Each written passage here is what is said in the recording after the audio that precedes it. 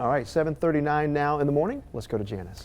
All right, well, now it's time to talk something that we all deal with, and that's taxes. So April the 18th is the deadline to file your taxes.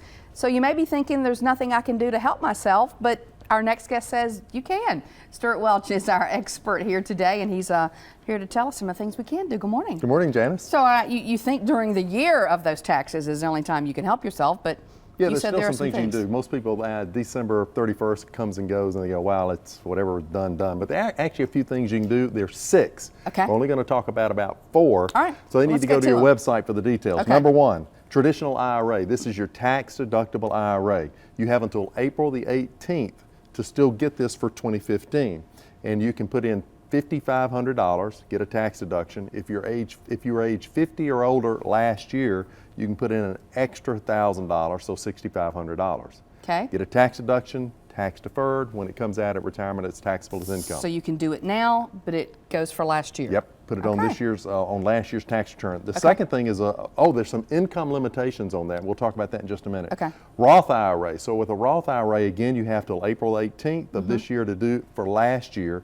$5,500 is the amount you get to contribute. Another $1,000 if you're 50 or older.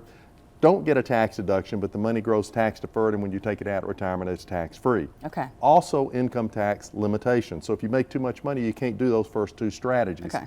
So we have a workaround. It's called the 2-step Roth IRA strategy. Okay. And so here's what you do. You go in, and you've got till April the 18th to do the first part of this. You invest in a non-deductible IRA.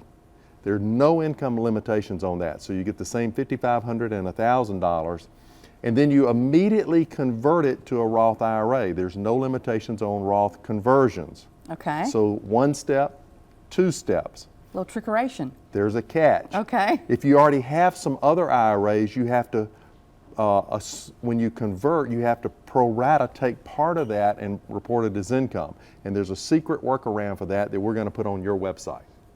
That sounds very complicated, but doable. Yeah. Okay. So if you're interested in any of these ideas, we need to get your website. Then we move to the business side, particularly if you're a solo business owner. You can do what's called a simplified employee pension plan. There you can put in 25% of your income up to $53,000 total contribution. If you have employees, you have to make contributions for them. If you don't have to, obviously you don't have to do that. It's a great opportunity. You have not until April the 18th, but until you actually file your return, including extensions, that would get you all the way out to October the 15th. So I would imagine you could try to follow this yourself. A financial advisor could tell you, perhaps your CPA could talk to you. You definitely want to get with the tax advisors. There are 2 more strategies in there. Okay. Again, all of that's going to be posted on the Fox website. All right, very interesting. Stuart, good to see you.